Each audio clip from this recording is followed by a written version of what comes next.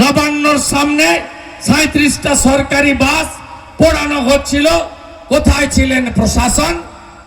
কোথায় ছিলেন প্রশাসন যখন নুপুর শর্মার একটি মন্তব্যকে কেন্দ্র করে নাকাশিপাড়া বেতুয়া ডহরিতে হিন্দু দোকান ভাঙছিল, রেল স্টেশন পোড়াচ্ছিল? কোথায় ছিলেন আপনারা? উলবেড়িয়াতে ভেলোর থেকে আসা চিকিৎসা করিয়ে ফেরা পেশেন্টদের উপরে করমণ্ডল এক্সপ্রেসে এত বড় বড় পাথর ছুটছিল। কোথায় ছিলেন আপনাদের প্রশাসন? যত রাত্রদাহ হিন্দুদের প্রোগ্রামে, সনাতনীদের প্রোগ্রামে, এগুলো করবেন না।